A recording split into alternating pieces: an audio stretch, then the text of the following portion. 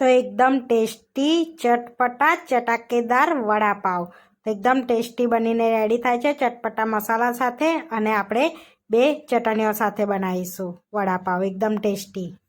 Hi friends, આજે હું share કરીશ તમારી સાથે વડાપાવ બનાવવાની રેસીપી। તો એકદમ ટેસ્ટી ચટપટા અને સ્પાઈસી એવા આપણે જે વડાપાવ બનાવીશું। તો અહીં આગળ આપણે બટાકાને બાફી અને ઠંડા કરીને છોલી લીધા છે સરસ એવા। તો સૌથી પહેલાં આપણે બેટર બનાવી લઈશું। તો બેટર બનાવવા એક બાઉલમાં આપણે બેસન લઈ લઈશું। તો અહીં આગળ આપણે 3 કપ બેસન લઈશું। હવે બેટરમાં સ્વાદ પ્રમાણે થોડું મીઠું, થોડી હળદર અને બટાકા વડામાં હિંગનો સરસ એવો બહારથી ટેસ્ટ આવે ને એના માટે આપણે ચપટી હિંગ એડ કરીશું। તો સરસ બધું આપણે પહેલાં મિક્સ કરી લઈશું આ રીતે અને થોડું થોડું પાણી એડ કરી ગાંઠા વગરનું સરસ બેટર બનાવી લેવાનું છે। અને બહુ પતલું નહીં બહુ જાડું નહીં એ રીતનું આપણે બેટર રાખવાનું છે। આપણે સરસ એવું બેટર રેડી થઈ ગયું છે, જોઈ શકો છો। આપણે ચમચામાંથી એક ધાર જેવું પડે ને એ રીતનું બેટર રાખવાનું છે। તો આપણે બેટર રેડી છે। હવે આપણે એને રેસ્ટ આપીશું, ત્યાં સુધી બીજા મસાલા કરી લઈશું। તો હવે આપણે એને ત્યાં સુધી રેસ્ટ આપીશું।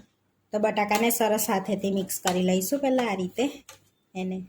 તો આપણે બધા બટાકાને મેશ કરી લીધા છે આ રીતના। તો વધારે ઢીલો લાગતો હોય તમને માવો તો પૌવા એડ કરી આલવાના।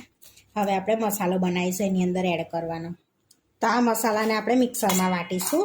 તમે ખાયણીમાં પણ વાટી શકો છો। તો આપણે મિક્સરમાં વાટીએ છીએ। તો અહીં આગળ આપણે લીલા મરચાં લઈ લીધા છે, તમે તમારા તીખાસ પ્રમાણે લેવાના। 1 ઇંચ આદુનો ટુકડો એડ કરીશું, થોડી લસણની કળીઓ એડ કરીશું અને કળી લીમડાના પાન એડ કરીશું 4 થી 5 અને થોડાક ધાણા એડ કરીશું। હવે સરસ પાણી વગર આપણે અચકચરું પીસી લેવાનું છે ને। તો આપણે સરસ મસાલો વાટી લીધો છે। તો આ રીતનો અચકચરો વાટવાનો છે મસાલાને આપણે। હવે આપણે મસાલો શેકી લેવાનો છે। તો પેનમાં આપણે 2 ટેબલ સ્પૂન જેટલું તેલ લઈ લઈશું। હવે તેલને આપણે ગરમ થવા દઈશું। તો આપણે તેલ ગરમ થઈ ગયું છે તો થોડીક રાઈ એડ કરીશું અંદર અને થોડુંક જીરું એડ કરીશું અને બેવને સરસ તતડવા દઈશું આપણે આ રીતે। તો સરસ બધું આપણે રાઈ અને જીરું તતડી ગયું છે, ચપટી હિંગ એડ કરીશું અને જે મસાલો બનાવ્યો છે એ એડ કરી દઈશું આપણે અને સરસ એને શેકી લેવાનો છે જેથી કાચો સ્વાદ જતો રહે ને એ રીતનો। આગળ આપણે મસાલો સરસ શેકાઈ ગયો છે તો હવે થોડી હળદર એડ કરીશું અને આપણે ધાણા જીરું પાવડર એડ કરીશું 1 ચમચી, જેથી જોડે જોડે બધું શેકાઈ જાય। થોડોક ગરમ મસાલો એડ કરીશું। હવે બધું સરસ મિક્સ કરી લઈશું અને આપણો મસાલો સરસ શેકાઈ ગયો છે આ રીતનો। તો હવે મસાલો શેકાઈ ગયો છે તો ગેસને આપણે બંધ કરી દઈશું।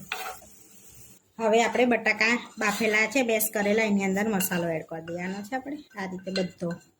સ્વાદ પ્રમાણે મીઠું એડ કરીશું, થોડાક ધાણા એડ કરીશું। હવે બધું સરસ મિક્સ કરી લઈશું આપણે આ રીતે। માવો ગરમ છે મસાલો એટલે આપણે ચમચી મિક્સ કરીએ છીએ। તો માવાને ચટપટો બનાવવા આપણે અડધું લીંબુ એડ કરીશું અને સરસ મિક્સ કરી લઈશું આપણે। તો આપણે માવો સરસ મિક્સ કરી લીધો છે। હવે એમાં નાના નાના બોલ્સ વાળી લેવાના છે આ રીતના।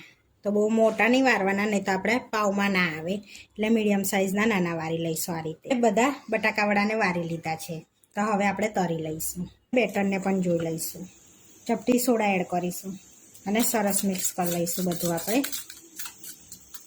તો હવે આપણે આ રીતે બેસનમાં ડીપ કરી લઈશું બટાકા વડાને અને આ રીતે આપણે કોટિંગ કરી લેવાનું છે સરસ એવું મિક્સ કરીને। હવે તેલમાં તરી લઈશું।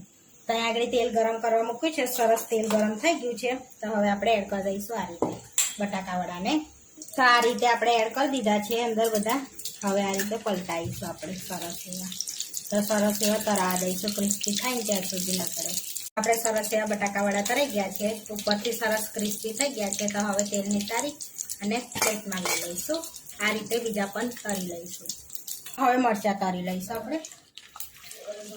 આપણે મરચાં સરસ તરી લીધા છે।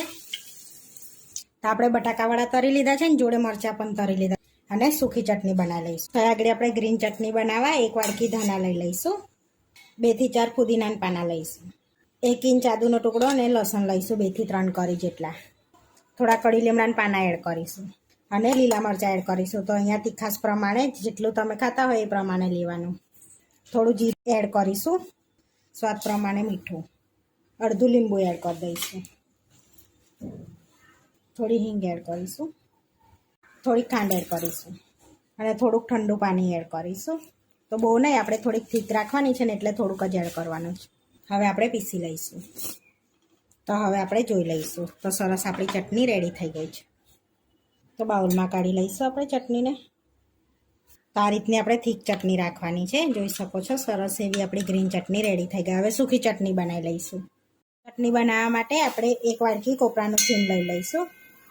એ જ માપથી સિંગદાણા શેકેલા લીધા છે. અહીં આગળ 8 થી 9 લસણની કળીઓ એડ કરીશું. 1 ટેબલ સ્પૂન કાશ્મીરી લાલ મરચું એડ કરીશું. થોડું મીઠું એડ કરીશું. હવે આપણે સરસ પીસી લેવાનું છે. તો આને આપણે ડ્રાય ચટણી બનાવવાની છે એટલે આપણે અચકચરું પીસવાનું છે. તો અચકચરું પીસીશું આપણે મિક્સરને રિવર્સમાં ફેરવી ચાલુ બંધ કરી અને એને પીસી લેવાનું છે. તો હવે આપણે જોઈ લઈશું. તો આપણી સરસ એવી ડ્રાય ચટણી રેડી થઈ ગઈ છે. જોઈ શકો છો આ રીતની સૂકી ચટણી રેડી કરી લેવાની છે. બસ આપણી સૂકી ચટણી રેડી છે. એ આપણે વડાપાઉં બનાવવા માટે વડાપાઉંના પાઉં લઈ લીધા છે. તેને આ રીતે આપણે કટ કરી લઈશું. પહેલાં આ રીતે સરસ કટ કરી લેવાના છે. તો આગળ આપણે તવો લઈ લીધો છે. એની અંદર બટર એડ કરી દઈશું આપણે. અને જે સૂકી ચટણી બનાવી છે ને એ એડ કરીશું. અડધી ટીસ્પૂન જેટલી. અને સરસ મિક્સ કરી દઈશું પહેલાં આપણે બટરમાં. તમે તેલ યા બટર કંઈ પણ યુઝ કરી શકાય છે. તેલ યા બટર બી યુઝ કરી શકાય છે. તો અહીંયા આપણે ચટણી શેકી લીધી છે. હવે પાઉંને આ રીતે આપણે કોટ કરી લેવાની છે એમાં સરસ આ રીતે. પછી ફરી બી પલટાઈને કોટ કરી લેવાની. તો આ રીતે ફરી પણ સરસ કોટ કરી લઈશું આપણે અંદર. હવે થોડી વાર આપણે સરસ શેકાવા દઈશું પાઉંને એક બાજુ. તો ગેસને ધીરો રાખીને પલટાઈ લઈશું આપણે. તો એક બાજુનો સરસ પાવ એવો શેકાઈ ગયો છે. જોઈ શકો છો. હવે જે ગ્રીન ચટણી બનાવી છે ને એને એડ કરી દઈશું આ રીતે સરસ. તો ગેસને ધીરો રાખવાનો છે જેથી બળી ના જાય આપણે. તો બે ઉપર લગાડી લઈશું આ રીતે. તો હવે જે બટાકાવાળો છે ને એ મૂકી અને પ્રેસ કરી લઈશું. થોડુંક અંદર મૂકી અને સરસ શેકી લઈશું. તો બે પા સરસ શેકી લેવાનો છે. તો સરસ શેકાઈ ગયો છે આપણે. તો તમે આની અંદર ચીઝ પણ એડ કરી શકો છો. ચીઝવાળો ખાવો હોય તો છીણીને એડ કરી લેવાનો. તો એ આગળ આ રીતે બીજો પણ આપણે વડાપાઉં તૈયાર કરી લઈશું. સરસ શેકાઈ ગયો છે. આપણે સરસ વડાપાઉંને શેકી લીધા છે. હવે સર્વ કરી લઈશું. તો અહીંયા પ્લેટ લઈ લીધી છે. તો અહીંયા આગળ આપણે વડાપાઉંને લઈ લઈશું. સાથે આપણે રેડ ચટણી પણ લઈ લઈશું, ખાટી મીઠી, અને જોડે મરચાં. તો આપણા એકદમ ટેસ્ટી સ્પાઇસી ચટપટા વડાપાઉં બનીને રેડી થઈ ગયા છે. આ વિડીયો જોવા માટે મારી ચેનલને સબસ્ક્રાઈબ કરો, લાઇક કરો અને શેર કરો.